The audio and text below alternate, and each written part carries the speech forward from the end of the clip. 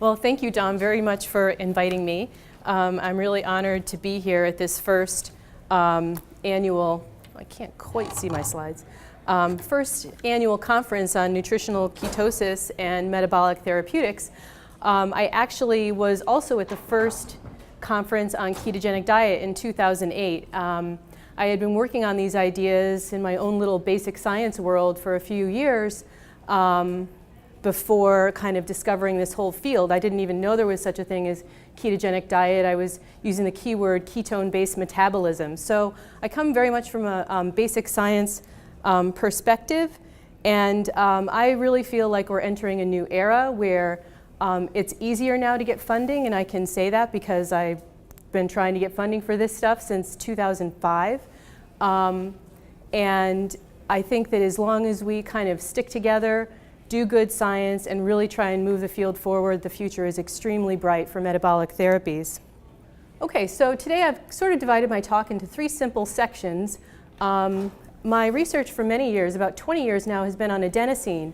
So I'm going to share with you what is adenosine, how is it related to the ketogenic diet, and possibly to analogous metabolic strategies, and what are the implications of this hypothesis and this work.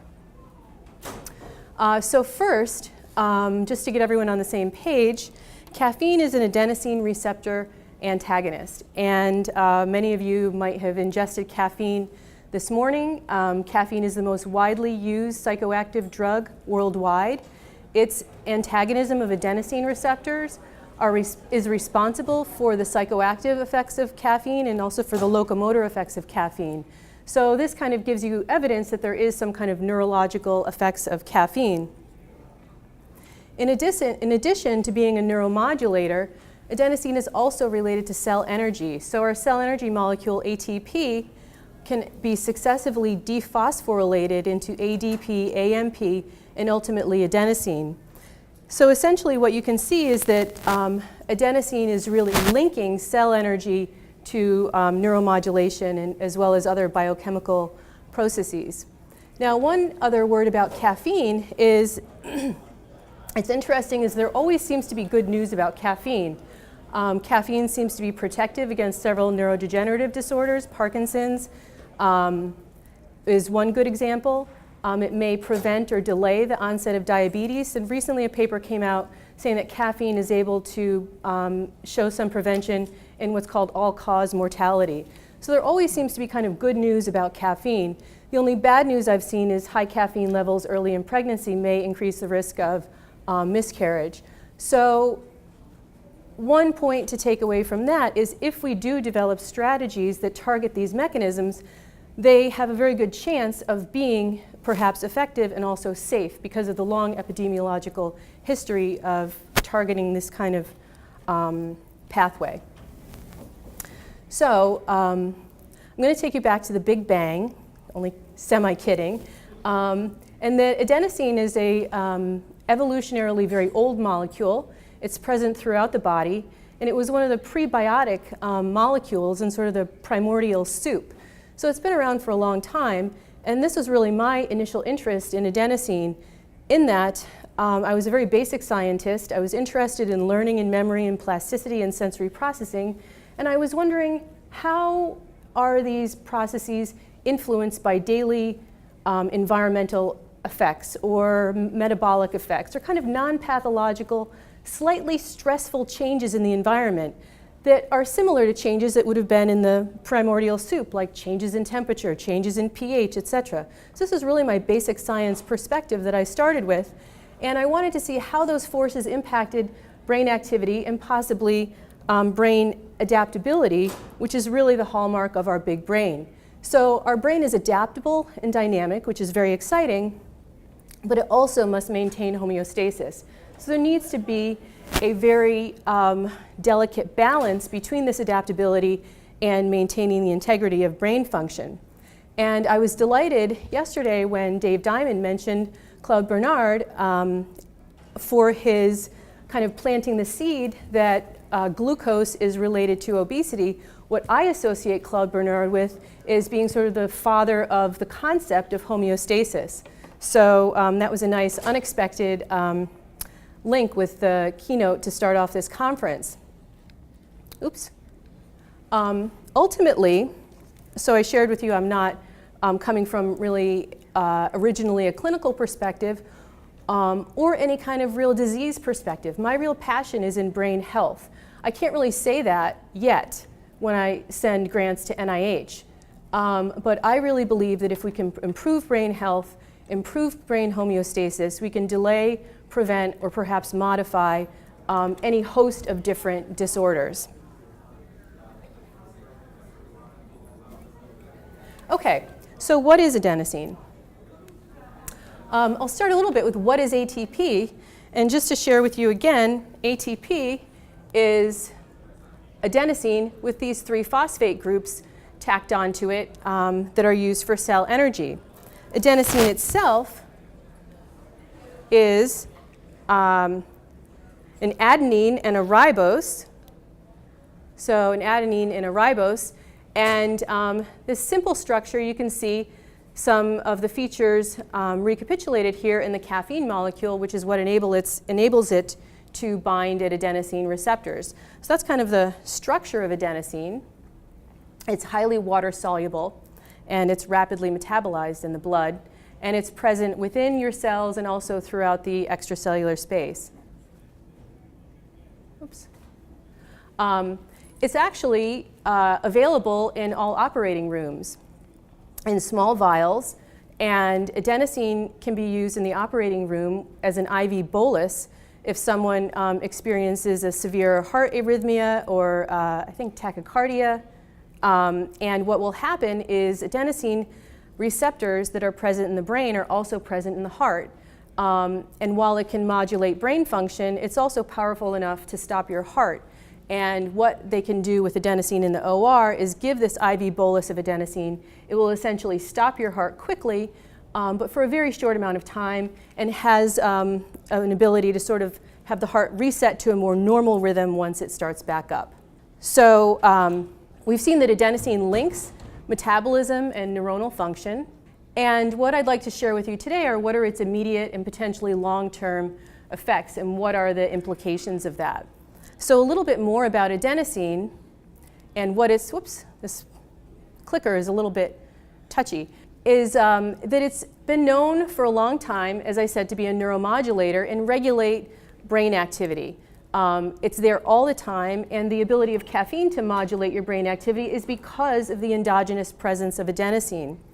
It acts through a number of receptor subtypes. They're all G protein coupled receptors. It's not a classical neurotransmitter. It's not, doesn't have all the hallmarks of a classical neurotransmitter, but it does essentially act as like a transmitter in terms of targeting receptors at the synapse. And one of the important things I think about adenosine is it's kind of capable of enhancing what I would call the signal-to-noise ratio in the brain. So if you increase your level of adenosine, you're sort of decreasing the overall level of activity, and the strongest signals are able to get through. So this is one of my initial interests in adenosine, because if you're interested in learning and memory or sensory processing, you need to be able to kind of establish an effective signal-to-noise ratio to be able to process and save the most important information. It's historically been known to be a very powerful neuroprotector. Because of its ability to block brain activity, it can reduce excitotoxicity, which can happen under conditions of severe cell stress, such as hypoxia, seizures, etc. So the presence of adenosine limits the amount of brain damage that would otherwise occur under these conditions of severe excitability or metabolic stress. And that is kind of what adenosine was most known for, and there was a lot of drug development efforts targeting adenosine to try and enhance its neuroprotective capacity. However, those efforts were always limited by the cardiac side effects. So it's also known to be regulated during a number of behavioral and physiological conditions, and it has a lot of potential as a sleep promoter. Adenosine levels go up at night, and they actively promote sleep. It has a potential to relieve pain, which is another clinical indication for adenosine. It's a very powerful seizure reducer, so it's able to stop any type of seizure, pharmacoresistant seizures, etc. And what we're starting to appreciate is that in addition to these different effects, which are more kind of dynamic effects of adenosine, we believe that it also has the ability to promote and, in fact, potentially restore cell homeostasis, possibly through epigenetic changes. So the work in my lab has focused for the past 10, 11 years on epilepsy, autism, and pain, sometimes involving the ketogenic diet, sometimes not. Today I'm going to focus on my work on adenosine and epilepsy, and I could list a whole bunch of other disorders that I think that this could have relevance to that was on the list that Dr. Rose showed that was in Eric's review.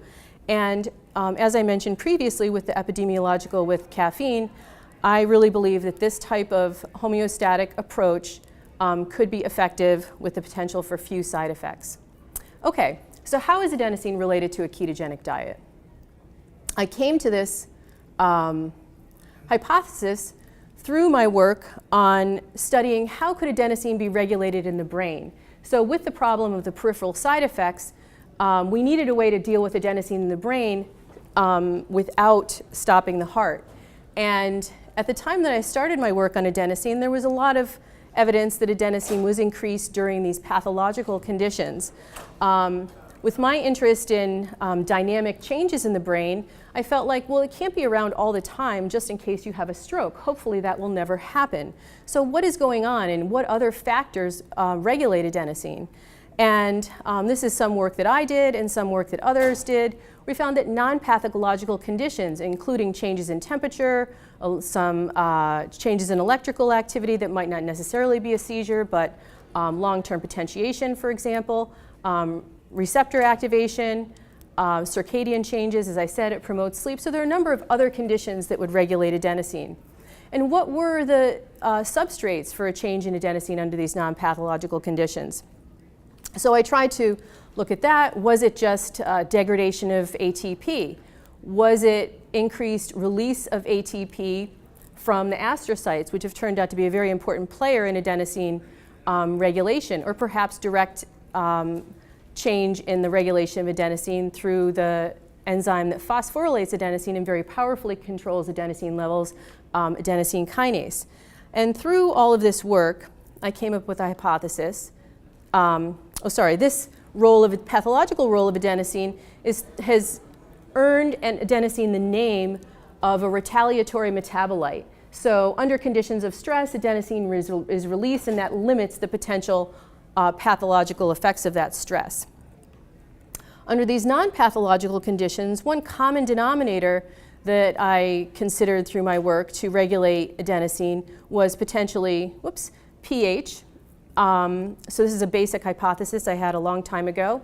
And through my hypothesis about adenosine and pH, this is what led me to a hypothesis about ketone-based metabolism and adenosine. At that time, I didn't know that there was anything known as a ketogenic diet. I didn't know it was used for epilepsy. So you can imagine how excited I was when I found that out, because ketogenic diet, like adenosine, can also treat refractory seizures. And there was a number of other kind of correlative pieces of evidence in the literature, predictions that I made if this hypothesis was true, then X, which all were borne out by searching the literature. So it was very, very exciting. And for those of you who are interested in kind of this data space about adenosine, ketogenic diet, brain health, just to let you know, there's a couple of other things that actually increase adenosine as well. So exercise can increase adenosine, and there's also some evidence for acupuncture as two other kind of non-pharmacological approaches. So this was sort of my working hypothesis relating the ketogenic diet to adenosine, is that under normal diet conditions, you have the tripartite synapse, which includes the astrocytic process, the presynaptic terminal, and the postsynaptic terminal. And the way that adenosine interacts with this synaptic space is that ATP is released primarily from astrocytes, and it's rapidly dephosphorylated in the extracellular space into adenosine. And then adenosine can target both presynaptic and postsynaptic receptors. And the receptor that I've been focused on is the adenosine A1 receptor. It's one of the high affinity receptors. It's highly concentrated in the hippocampus and the cortex, two seizure-prone areas. And with this activation of adenosine A1 receptors presynaptically, it can serve to decrease transmitter release. So that helps if you have too much excitatory transmission, you decrease the amount of glutamate released, that limits that. It also helps postsynaptically by opening potassium channels and hyperpolarizing the cells. And Zhang mentioned previously the KATP channel, which I'm also going to mention briefly today. But at that time, the A1 receptor in the brain was thought to be linked in the hippocampus and cortex to G protein coupled inwardly rectifying potassium channels. So there's a number of different types of potassium channels. So what I hypothesized during the ketogenic diet, there was evidence in the literature that the ketogenic diet would actually increase ATP levels. And I thought, well, potentially, ketone-based metabolism decreases pH. Perhaps that is increasing the level of adenosine. Perhaps, because once I found out that the ketogenic diet increases ATP levels, perhaps there's more ATP, which provides a substrate for increased levels of adenosine and sort of increases this whole mechanism and enhances the ability for the cells to resist a excitotoxic event and kind of enhances the signal-to-noise ratio of the whole system. So this was sort of my working hypothesis about adenosine and ATP. And whoops, what we've since integrated into this hypothesis about adenosine in the ketogenic diet is that adenosine's role is not just limited to neuromodulation, it also plays a biochemical role in the cells. And specifically, adenosine can influence DNA methylation. So adenosine can decrease DNA methylation, and that would provide the substrate for long-term changes in cell function and potentially disease-modifying effects. So adenosine can both provide a link between metabolism and neuronal activity. It can provide rapid dynamic modulation of neuronal activity and also can cause long-term changes in brain function and I believe long-term changes in brain health. So after unsuccessfully trying to get grants for this hypothesis for several years, I partnered with Jonathan Geiger, who's a purine metabolism researcher at University of North Dakota, and we published this hypothesis together. Our purines, which adenosine and ATP are both purines, mediators of the anticonvulsant or neuroprotective effects of the ketogenic diet.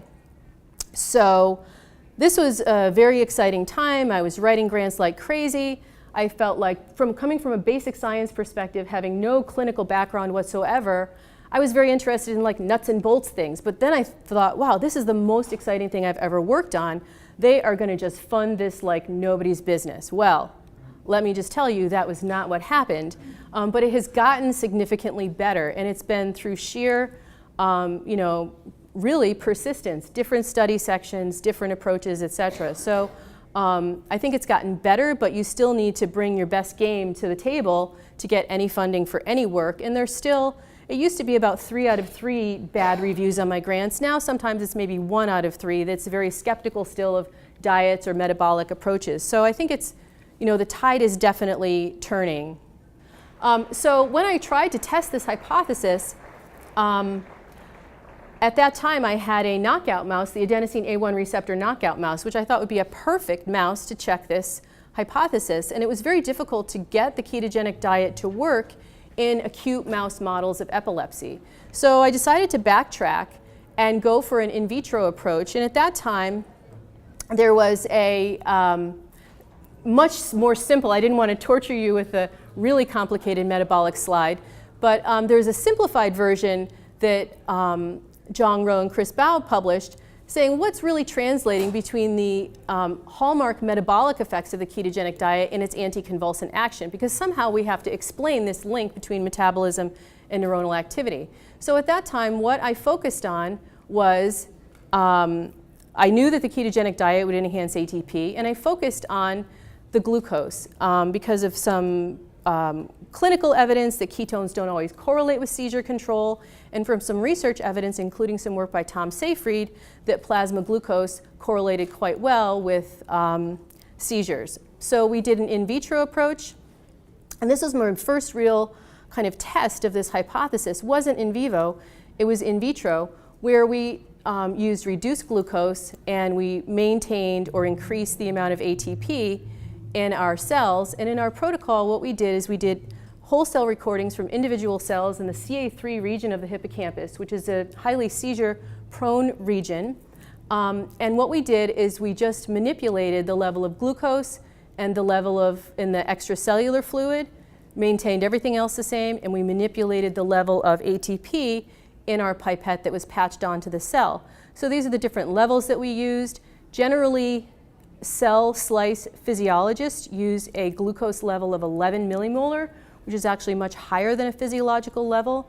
I think that's been established due to issues with tissue penetration or better survivability, or maybe even enhanced excitability is now my hypothesis. You're getting better responses. But that level is not what is found in vivo. So we manipulated these, just these two variables, and when we did that, we found a number of things that happened. And I'm just going to point out some highlights about that.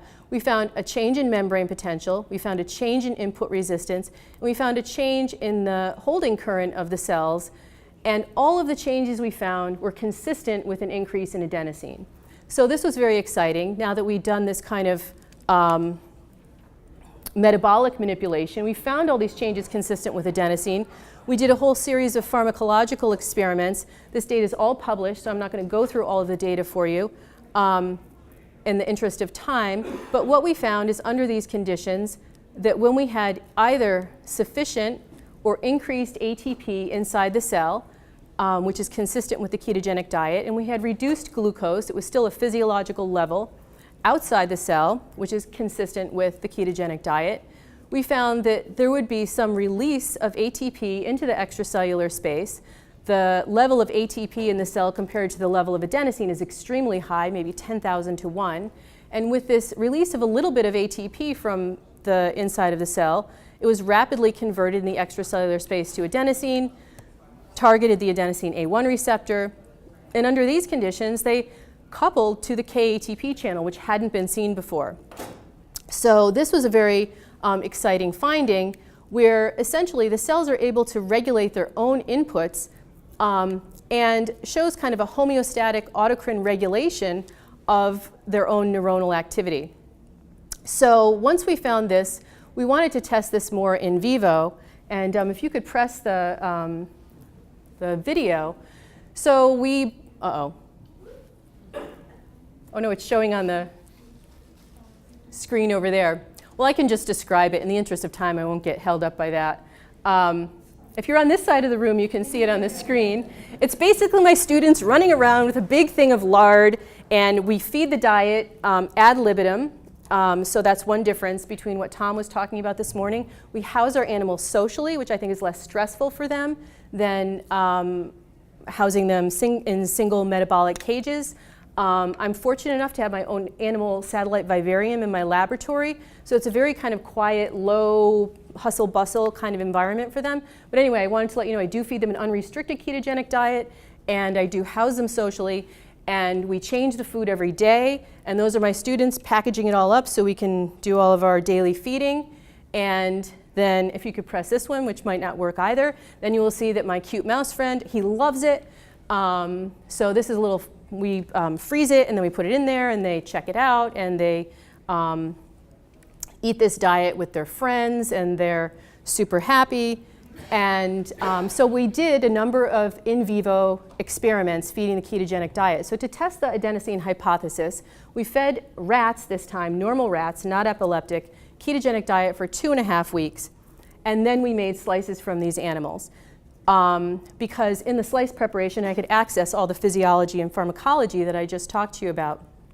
And what we found is that when we took slices from animals that had been fed the ketogenic diet, and we maintained those slices under conditions of reduced glucose, 3 millimolar, which we had shown in my previous metabolic in vitro mimic of a ketogenic diet study, we found that we got reduced excitability both under normal conditions, which is shown here with this kind of stimulus response input-output ratio, where the ketogenic diet has a lower response to a given stimulus intensity than the control diet, and also under a seizure-like condition. So we put a drug on called bicuculline, which causes this kind of normal electrophysiological recording to go into this seizure-like state. And what you can see is that there was a less lower amplitude and lower area overall of the seizure-like state with the ketogenic diet. And what we found in a subsequent series of experiments is the entire mechanism I showed you in the last slide, where we got the role of the adenosine A1 receptor, the pannexins, and the KATP channels were all completely recapitulated in the slices that were fed the ketogenic diet in vivo and then tested with the slices in vitro. The critical thing, though, is you have to maintain the slices in the low glucose environment. And I think that this is really, a potential model for how to study the ketogenic diet. Is you can't, people have different ideas. Maybe we should put on ketones. Maybe we should put on a combination of ketones and glucose, et cetera. But I think this is a fruitful model to study mechanisms related to the diet. So then we wanted to look at animals with seizures. And so we decided to regroup with the adenosine A1 receptor knockout mouse and use a combination of mice with different adenosine system mutations to study the effects of the ketogenic diet. So the adenosine receptor knockout mouse was developed in the Karolinska and was characterized electrophysiologically in the laboratory of my postdoc, Tom Dunwity, when I was there in Colorado. And we also characterized the heterozygote mouse, which has 50% of the normal level of adenosine receptors. So this mouse, if you test their slices and stain for receptors, they have either no receptors or reduced receptors in the heterozygote. They have absolutely no response to adenosine or reduced response in the heterozygote. And as you might suspect, they have increased susceptibilities to seizures, traumatic brain injury, et cetera. And in fact, we didn't know this when we were studying this mouse in Colorado, but my colleague Detlev Boizon subsequently found out that these mice have spontaneous seizures in their brain, even though there's no behavioral evidence of it. So if you implant an intrahippocampal electrode, you find that these mice have regular spontaneous seizures. And as you might expect, the seizures are more frequent in the knockout mouse than the heterozygote. So here we have two mice, one with no receptors, one with some receptors, as a possible system to study the ketogenic diet's effect via the adenosine A1 receptor. Now Detlev's group also, so our prediction would be that the ketogenic diet would have no effect in the knockout and potentially a partial effect in the heterozygote. Detlev had developed another mouse with a manipulated adenosine system, an adenosine kinase transgenic mouse. So as I mentioned earlier, adenosine kinase is a very potent regulator of adenosine, and the more adenosine kinase you have, the less adenosine you have. So once you have increased adenosine kinase, he developed this mouse so they had essentially the same level of spontaneous seizures as the A1 knockout mouse. However, these mice have intact adenosine receptors. So our prediction with this mouse is that the ketogenic diet will reduce their seizures because the receptors are intact.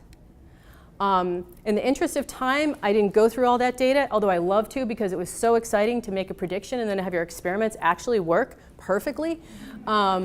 So I'll just highlight a couple of points on this table, is that in the wild type mouse, which had a normal adenosine receptor expression, we predicted no change because there were no seizures. And in fact, we saw no change in any conditions, whether we added the ketogenic diet or whether we injected glucose, which is what we did to reverse the effects of the diet.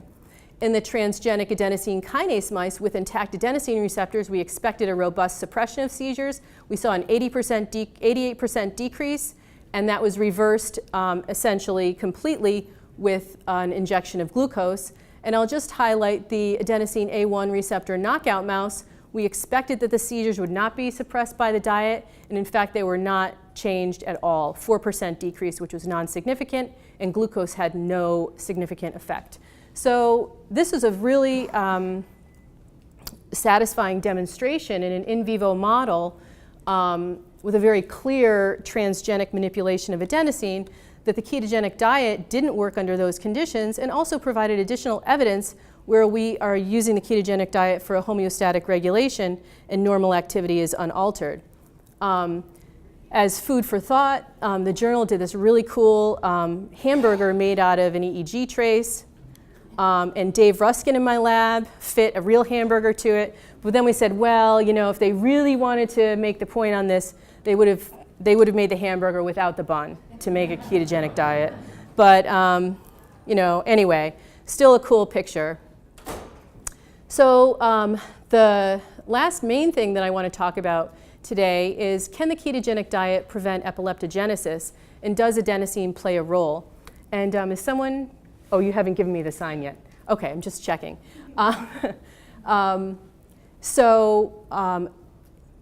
Zhang Ro mentioned some of these experiments this morning, and I just want to add a couple of additional tidbits to that.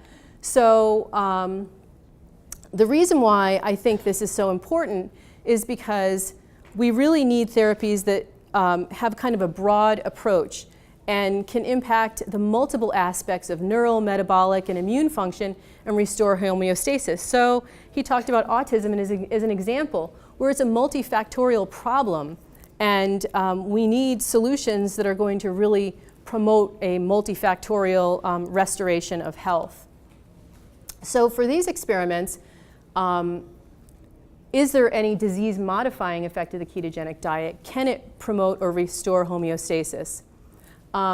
We look to an epigenetic opportunity where epigenetics are acquired changes in the genome, and two examples are DNA methylation and histone methylation or acetylation. And adenosine is a biochemical regulator of DNA methylation, and Detlev's published a very nice paper recently on adenosine and epigenetics and epilepsy. So here was the potential for adenosine to exert long-term effects on cell function, and clinically it had been shown that the ketogenic diet perhaps could also exert long-term effects. So what we wanted to do is to see, could we test this in animal models? Would the ketogenic diet prevent epileptogenesis, and was adenosine at all playing a role in this disease modification? So we did two models of epileptogenesis, pentylene tetrazole kindling and pilocarpine. We used adult mice in the PTZ model and rats in the pilocarpine model. We gave control or ketogenic diet prior to the epileptogenic trigger, and we gave the ketogenic diet for 8 weeks prior to the epileptogenic trigger. Now I know this is not necessarily akin to the clinical condition. You don't necessarily know if you're going to get epilepsy 8 weeks from now, but this is kind of our initial proof of concept for this hypothesis. As Zhang mentioned, we tested if there were lasting effects in the absence of the diet, so to show that there was some modification of disease that didn't require the ongoing presence of the diet. All of our treatments right now are symptomatic treatments. They're not really modifying the disease. So this is a very important test of the effects of the ketogenic diet. We compared the effects of the ketogenic diet with valproate, a standard anti-epileptic drug. And we also measured changes in adenosine and in DNA methylation to see if those correlated with any of the functional changes that we saw. So to briefly go over this, this is the same slide that Zhang showed earlier. We had one kindling progression in our control diet group. We had 2 ketogenic diet groups. And here you can see our timeline where we gave the diet for 8 weeks. We did the PTZ kindling every 2 or 3 days for 29 days. And then we either continued the diet or we reversed the diet to the control diet in one of the ketogenic diet groups. And then we did an additional challenge with the PTZ. So in these experiments, what we found, as Zhang mentioned, is in the ketogenic diet group, the changes were maintained even after the diet was washed out. That effect was not seen with valproate, so as soon as the valproate was removed, the kindling level was higher again. And it also did not work if we just did an acute PTZ challenge after 8 weeks on the diet.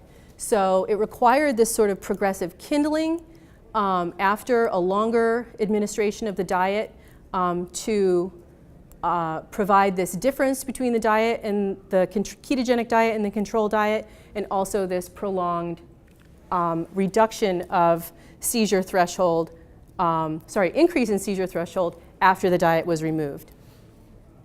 Okay, two other points about this data is that it seems that the acute effects of the diet, so while the diet is there, adenosine levels were higher. So we tested that while we were still administering the diet. Adenosine levels, however, were not elevated after the diet was washed out. So adenosine itself was not present at the washout time point. However, changes in DNA methylation were. So what we think is happening is there's this kind of twofold aspect of how adenosine can work, both in terms of the dynamic modulation and also in terms of long-term effects in gene expression. So another exciting project, which may, who knows, be a, what was the quote yesterday? That a beautiful hypothesis can be ruined by an ugly fact. So I'm prepared to accept that could happen. And the data set that I have to really look at this hypothesis more carefully is obtained from Dr. Maria Dallin and her team at the Karolinska Hospital. And what she did is collect cerebrospinal fluid from 25 children with persistent seizures. They were mixed seizure types and diagnoses. The samples were taken prior to and about 3 months after the diet initiation. They were frozen immediately. And she did some initial characterization of different neurotransmitters. But we met at a conference, a ketogenic diet conference, actually, in 2010. And she said, I really think we should test this adenosine hypothesis. So I've been slowly trying to take super good care of these samples, figure out what was the best thing to do with them. We've done a metabolic, full metabolic analysis with Metabolon, and we're currently going over that data. We're trying to use this data set to essentially figure out a couple of key things. Is there any biomarker that's a predictor of diet efficacy? So that would be important to know. And in her sample, she had a good representation of males versus females and a good representation of a lot of children were very good responders, more than 50% or even more than 90%, but there was also some that weren't such great responders. They had less than a 50% reduction in their seizures. So even within this fairly small sample, we have a good kind of distribution of clinical response. And we'd like to know, is there a biomarker that might predict that response? Is there a change post-KD that might give us some insight into a mechanism, perhaps like adenosine? So what we've done so far is that we found through this analysis by Metabolon that key metabolic changes were present in these samples. So basically glucose and the ketones were either up or down, as you would expect. The samples are in excellent shape. We also replicated some previous work that Maria did on several molecules, showing that we saw validity and reliability with the previous work that she did using a completely different technique. So far, in just an initial scan of the data, we haven't really subgrouped it super effectively. We didn't see a significant change in adenosine. So what we're doing now, so that's okay, because these children were on the diet for a while. Maybe adenosine isn't necessary for long-term effects of the diet. Or maybe it's not present at elevated levels in the cell, because presumably if it's having effects on DNA methylation, that is an intracellular effect. So this is something that we really need to sort out, and we're working very actively on. And I'm prepared to have my beautiful hypothesis destroyed by an ugly fact, under these conditions. And some interesting additional kind of tidbits that we found from this data. So what we decided to do is really sort the data into the children who had absolutely no response to the diet and the children who had 100% reduction in their seizures. And we have 4 or 5 children in each of those groups. And my rationale for that was, well, how do we really know what the difference is between a 40% seizure reduction or a 70% seizure reduction? We may be just introducing variability into our samples. Let's just go with the most severe cases first and see if there's any hints, and then maybe do a correlation or regression along our seizure response and see if we find anything interesting. And one thing that we pulled out, and this is with an unbiased statistician, doesn't know anything about my hypotheses, we decided, just because it's kind of a small subset of the data set, to look at xenobiotics. So xenobiotics are non-self molecules that can be found in the samples. They're typically drugs. So a very interesting question is, are children on specific drugs more likely to be responders to the diet or not? And that would be important to know also if you're a clinician. So we thought we'd look at this, and it turns out that the children who achieved 100% reduction in their seizures had significantly higher pre-diet levels of caffeine, theobromine, theophylline, and paraxanthine, which are all adenosine receptor antagonists. So this was kind of unexpected, interesting finding, and increased levels of these adenosine receptor antagonists would be predicted potentially to upregulate adenosine receptors. So we are still investigating this. This is unpublished data, but was an unexpected finding that relates to the adenosine system. So basically, what I'd like to share as some final thoughts are that adenosine is really a broad regulator of neuronal function, possibly short-term and long-term. It's modulated by a number of different types of conditions: exercise, injury, circadian changes, caffeine, metabolism, and getting a handle on how to get adenosine levels right has a lot of promise in terms of a number of clinical conditions, and particularly for promoting brain health and homeostasis. So some predictions and implications: if we knew that the ketogenic diet increases adenosine, it might help us to develop the ketogenic diet in a pill. If we knew that adenosine is modulated by the ketogenic diet, that gives us additional information on what conditions the ketogenic diet might be helpful for. Some of the things that I've worked on, a neurodegenerative model of Huntington's disease, and those models actually help the animals to maintain their weight. So it seems like the effects of the ketogenic diet could almost go in either direction depending on what the underlying pathology is. These are the pain, epilepsy, and autism are the things that I'm working on most actively. And I think that with different clinical conditions, maybe there's a different set of mechanisms that might be key to really resolving that condition. So I just want to say, come to Banff, to the conference. I'm going to talk more about my autism work there, and for the first time, autism is going to be one of the featured topics at the meeting. We have travel fellowships. We haven't advertised that on the website. We're waiting to finalize funding from NIH, but we want to encourage trainees at all levels and stripes to attend. So please keep your eyes peeled for that, ketoconnect.org. I think that metabolic therapy is very promising. I don't think it's alternative, it's fundamental. Metabolism is not just housekeeping, and I think that's why it was ignored for so long. It was considered, just kind of keeping the cell going, not really critical to its function.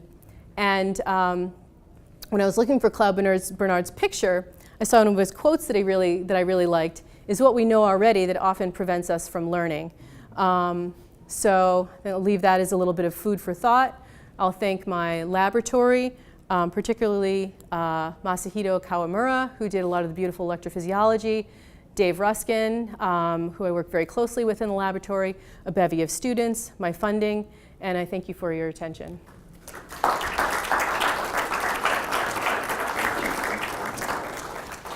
Yes? Very nice presentation. Thank you. Tell us a little bit more about the protective effects of caffeine. Yeah, so it seems counterintuitive. Right. So if you ingest high levels of caffeine, you can upregulate your adenosine receptors. If you have upregulated adenosine receptors, you essentially have a higher adenosine tone on a regular basis. So let's say you're someone who might be prone to having seizures, but not in the morning. If you took like a really stiff belt of caffeine every morning, I think you might actually reduce your chance of having seizures at other times during the day. There's some animal research showing that caffeine reduces seizures, but it's definitely not clinically recommended. A over reaction to the effects, which it does happen in some biological systems, but at the same time, would the biological effects of the caffeine, while it is present in the body, right? And people drink coffee throughout the day, by your mechanisms, you're flipping between adverse and... Exactly. You don't want to have a seizure or a brain injury while you have the caffeine on board. You want to have the seizure or the brain injury when you don't have a high caffeine level. What about just, the effects you're proposing, beneficial effects on disease processes, chronic disease processes, outside of acute injury or seizure. So how do we explain the potentially beneficial effects on caffeine on all of these, both neurological and endocrine health? Or is it just a paradox? I don't think anyone has definitively figured that out. They do think the Parkinson's effect is through the adenosine receptor, though. So. Maybe it's the metabolic effects. Yeah, I mean, caffeine has a number of different effects, and it might be different in different disorders, just like with the ketogenic diet, the key mechanisms might be different. I was going to ask, I saw that you did metabolon. Yeah. Did you look at TCA cycle intermediates, and were they elevated? We have done some work with ketone supplementation and showed that they're elevated like several fold higher, and also our adenosine is like 2 to 5 fold higher with the ketone ester and different ketones. I know. I'd like to try the ester and see if that does increase adenosine in the CSF, actually, because you checked plasma, correct? Yes, and brain, I think. So we got plasma and brain, and we got other organs to look at. Hippocampus. In hippocampus, yep. You found increased adenosine in the hippocampus? Well, maybe I don't have to kill my beautiful hypothesis yet. It's on the edge. We'll see. So yeah, I need to look at, it's a huge data set, as you know. And what I did essentially is I got a whole bunch of stuff from Metabolon, and I really felt like I just kind of started from scratch with this statistician who's just looking at the whole thing in an unbiased kind of methodological journey through the data, so that's taking a bit of time. What was your diet? What was the macronutrient profile of your ketogenic? For the children's samples? It was 4-to-1 kind of classic ketogenic diet for all the kids, but it was administered in Sweden a while ago, so that was the ratio that was administered. Right, thank you very much.